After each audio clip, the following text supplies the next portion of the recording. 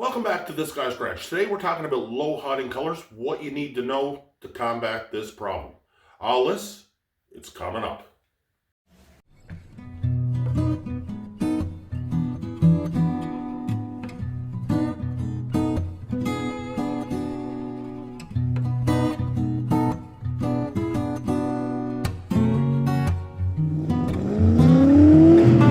This Guy's Garage. Like and subscribe.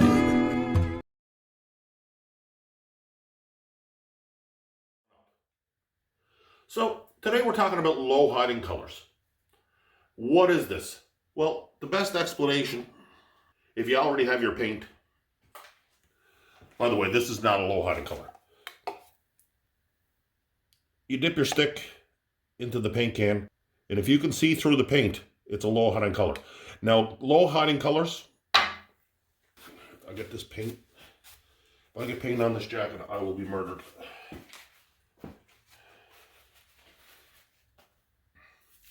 Low hiding colors is more common than you think.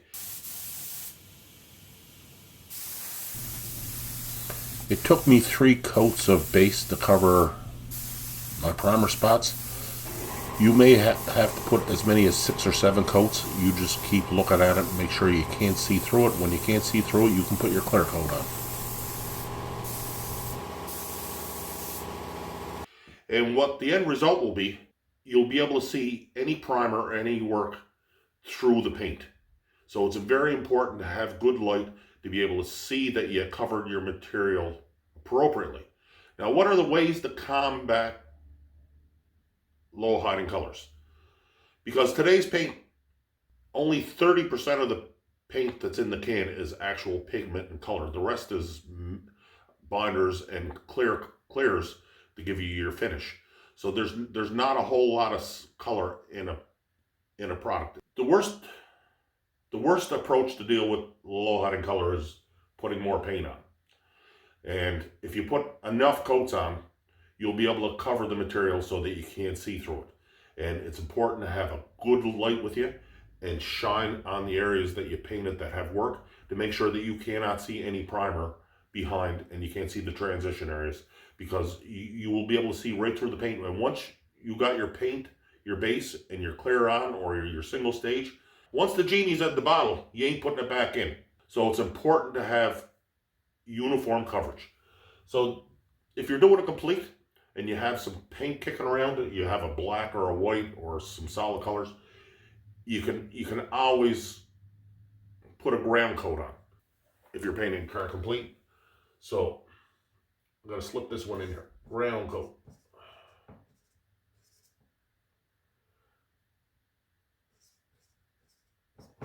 Ground coat and value shade, they're connected at the hip.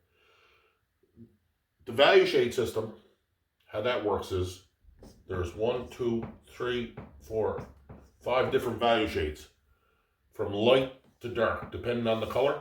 So your jobber will tell you which is the appropriate value shade to get the correct color to cover your work areas or to cover your complete paint job. But these value shades are more important when you're talking about spot repair. If you're doing a complete and it doesn't look the same, well, it's not going to look the same anyway. So you can use a solid color for a ground coat. I painted at Mako and they sealed everything. Didn't matter what it was. They sealed everything. And this kept cars from coming back. The other thing about a sealer is you could actually get away with 2 coats of paint because the whole car is a uniform color. That's why sealer's cheaper than paint is. So that was a Mako solution to putting less paint on and getting uniform coverage quicker, faster. It's all about production. The ways to deal with a low hiding color, the worst way is to put more coats of paint on, because if you bought paint expecting to cover in 2 coats and you got to put 5, 6, 10 coats on to get them areas to cover, you're going to run out of paint. So check your paint if you already have it. Make sure it's not a low hiding color. If it is, get a value shade, a sealer, or buy more paint. Because the worst feeling in the world is when you pull a car out into the sunlight. Natural light will show you things that you won't see in the garage. Natural light is going to show you all the mistakes you made. Well, I hope this told you everything you needed to know about low hiding colors. If you have any questions, put them in the comment section down below. We answer each and every question. Any topics you want covered, you can hit them down there too. And till the next time. Oh, appreciate if you leave a like. Really helps with the algorithm and getting things out there and all the YouTube stuff that you have to do. So if this video helped you, you can help us right back. Hit that subscribe button. It'll be right there. You can watch another video right around here. There'll be a playlist down in the corner here somewhere. And until the next time, folks, this guy